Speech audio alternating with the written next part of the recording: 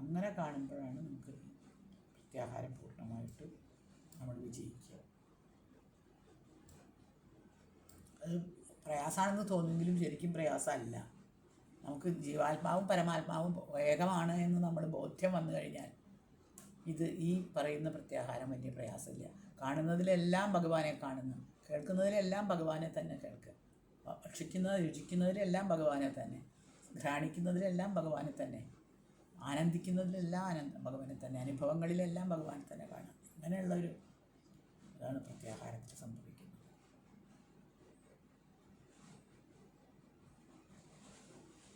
മറ്റുള്ള സിദ്ധികളൊന്നും ഈ മഹാസിദ്ധിയുടെ മുമ്പിലൊന്നുമല്ല എന്നുള്ളതാണ് ആദ്യം മനസ്സിലാക്കേണ്ടത്. ചെറിയ ചെറിയ സിദ്ധികളെയൊക്കെ ഉപേക്ഷിച്ച് കളഞ്ഞിട്ട് പൂർണ്ണലയം ഉള്ള ഈ മഹാസിദ്ധിക്ക് വേണ്ടിയിട്ടാണ് നമ്മൾ യോഗ അഭ്യസിക്കേണ്ടത്. ഇടയിൽ മറ്റുള്ളതിൻ്റെ പിന്നാലെയൊക്കെ പോയാൽ നമ്മൾ കൊടുക്കും. പിന്നെ വേറെ എന്താ വെച്ചാൽ, നമ്മൾക്ക് ഈ മഹാസിദ്ധി കിട്ടുന്ന ഒരവസ്ഥ വരുമ്പോൾ ഇത് എല്ലാവരോടും പറയാതിരിക്കുകയാണ് നല്ലത്. എന്താ കാരണം? പറഞ്ഞു കഴിഞ്ഞാൽ ഒന്നുകിൽ നിങ്ങൾക്കത് കിട്ടുന്നതിലുള്ള അസൂയുള്ളവരത് മുടക്കും, അല്ലെങ്കിൽ അതിന്ന് നമുക്കും കിട്ടണമെന്ന് വിചാരിച്ച് ഓടി വന്ന് ശിഷ്യന്മാരായിട്ടെന്ന് പറഞ്ഞ് വന്നിരിക്കുന്ന ആളുകളുടെ പ്രശ്നങ്ങളെ കൊണ്ട് നമുക്ക് നമ്മുടെ പ്രാക്ടീസ് മുടങ്ങിപ്പോകും. അപ്പോൾ ഏറ്റവും നല്ല എന്താ, ഞാനൊരു വിഡ്ഢിയെ പോലെ അല്ലെങ്കിൽ ഞാനൊരു വിഡ്ഢിയാനെ പോലെ അല്ലെങ്കിൽ ഒരു ഭ്രാന്തനെ പോലെ അഭിനയിക്കുക, എന്നിട്ട് ഈ കഴിവുകളൊക്കെ ഒരു രഹസ്യമായിട്ട് സൂക്ഷിക്കുക. അതാണ് ഏറ്റവും നല്ലത്. പല ആളുകളും അതാണ് ചെയ്യാറുള്ളത്.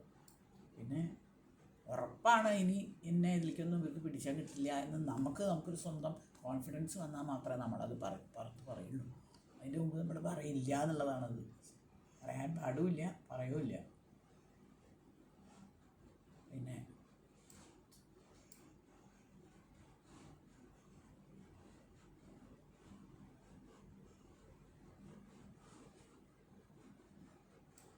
രാത്രി പകലും ഇല്ലാതെ നമ്മൾ 24 മണിക്കൂറും പ്രയത്നം ചെയ്യുന്നതാണ് സമയമാണ് ഘടാവസ്ഥ എന്ന് പറയുന്നത്. പ്രവേശനം കഴിഞ്ഞ് ഘടാവസ്ഥയും കഴിഞ്ഞിട്ട് റെഗുലർ പ്രാക്ടീസ് ഫുൾ ഭക്തി ശ്രദ്ധകളോടുകൂടി ചെയ്യുമ്പോൾ നമ്മളുടെ കുണ്ടലിനി ശക്തിയൊക്കെ താനെ ഉണർത്തപ്പെടും. അത് സുഷുമ്നയിൽ പ്രവേശിച്ച് ചിത്തവും അതിൽ പ്രവേശിച്ച് പ്രാണനും ചിത്തവും എല്ലാം സുഷുമ്നാ നാഡിയിൽ കൂടെ പ്രവേശിച്ച് പ്രവർത്തിക്കാൻ തുടങ്ങും. അതിന്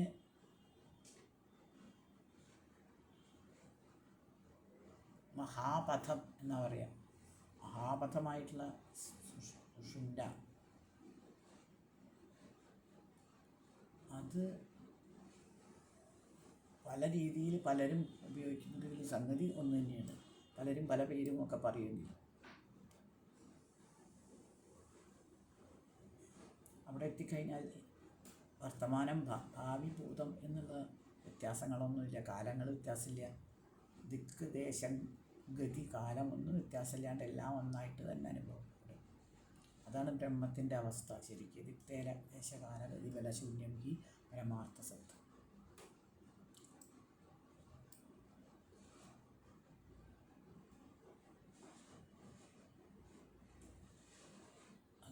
ഇങ്ങനെയുള്ള അവസ്ഥ വരുമ്പോഴേക്കും പഞ്ചഭൂതങ്ങളും നമ്മുടെ കൺട്രോളിലാണ്. ഇന്ദ്രിയങ്ങളുടെ കൺട്രോളിൽ നമ്മളല്ല, നമ്മുടെ കൺട്രോളിൽ ഇന്ദ്രിയങ്ങളും വിഷയങ്ങളും ഒക്കെ വരും. പൃഥ്വിധാരണ എന്നുള്ള ധാരണ വരുമ്പോൾ ഭൂമിയിൽ നിന്നുള്ള അപകടങ്ങളില്ലാണ്ടാവും. അതുപോലെ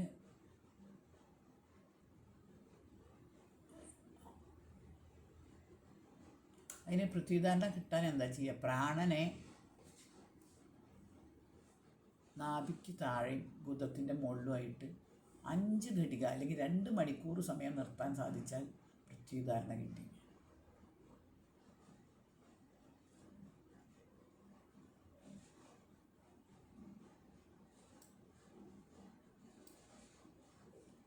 അഞ്ച് ഘടി അല്ലെങ്കിൽ 2 മണിക്കൂർ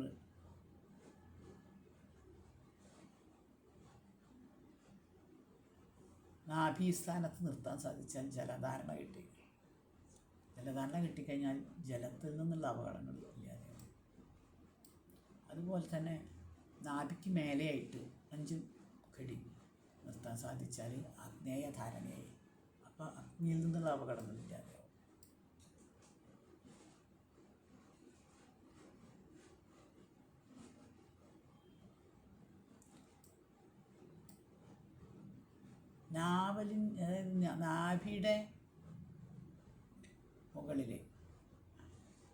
നാഭിയുടെ മുകളിലും ആജ്ഞാചക്രത്തിൻ്റെ താഴെയായിട്ട് ഉള്ള അനാഹത ചക്രം, വിശുദ്ധ ചക്രം, ആജ്ഞാചക്രം ഇതിലൊക്കെ നിർത്താൻ സാധിച്ചാൽ നമുക്ക് വായവി ധാരണ കിട്ടും. വായുവിനെ കൺട്രോൾ ചെയ്യാൻ പറ്റും.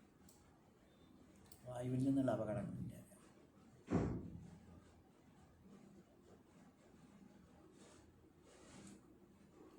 ആജ്ഞാചക്രത്തിൽ ഇത്രയും നേരം നിർത്താൻ പറ്റിയാൽ ആകാശധാരണ എന്ന് പറയുന്ന ആകാശത്തിൻ്റെ കൺട്രോളിൽ കിട്ടും.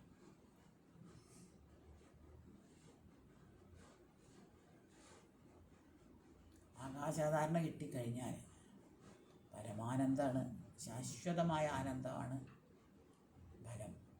മറ്റൊന്നിലും യാതൊരു ആനന്ദവും ഇല്ല എന്നപ്പോൾ മനസ്സിലാവും. ഇത് മാത്രമാണ് പരമാനന്ദം, മാത്രമാണ്.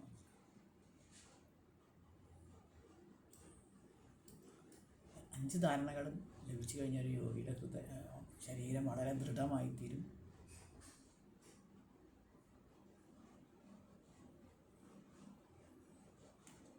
പല യോഗികളും മൃത്യുവിനെ പോലും ജയിച്ചിട്ടുണ്ടെന്നാണ് പറയുന്നത്. ഇതുകൊണ്ട് എന്തായാലും ജനിച്ച ശരീരം മരിക്കണമല്ലോ അവസാനം, അതുണ്ടാവും. പക്ഷേ മൃത്യുഞ്ജയം എന്ന് പറയുന്നത് അതിനെയല്ല, മറ്റുള്ള ഇതെല്ലാം അയാൾ രക്ഷപ്പെടുന്നതാണ്. അതാണ് പറയുന്നത്. 24 മണിക്കൂറും ധ്യാനത്തിൽ ഇരുന്നു കൊണ്ട് പ്രാണനെ ചില സ്ഥലത്ത് യോജിപ്പിച്ച് നിർത്തിക്കൊണ്ട് തൻ്റെ കുലദേവതയെയും തൻ്റെ ഇഷ്ടദേവതയെയും ധ്യാനിച്ചുകൊണ്ട് ഇരിക്കുന്ന ഒരാൾക്ക് പൂർണ്ണമായിട്ടുള്ള സാധന ലഭിക്കുന്നുള്ളതിന് ഉറപ്പാണ്. ഒരു ദേവതയുടെ രൂപത്തിനെ ധ്യാനിക്കുമ്പോൾ അതിനെ നമ്മൾ സഗുണധ്യാനം എന്നാണ് പറയുക.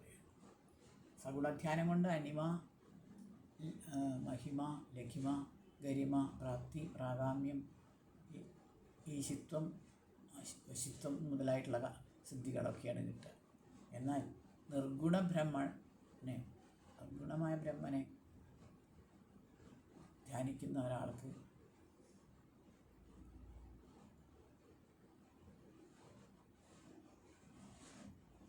ആകാശലിംഗം അല്ലെങ്കിൽ ബ്രഹ്മലിംഗമായ ആകാശത്തിൻ്റെ സ്വഭാവങ്ങൾ കിട്ടും. അദ്ദേഹത്തിന് എന്ത് ഭൗതിക വസ്തുക്കളും കൊടുക്കാനും മുക്തി കൊടുക്കാനും വരെ സാധിക്കുന്ന സിദ്ധികൾ കിട്ടും.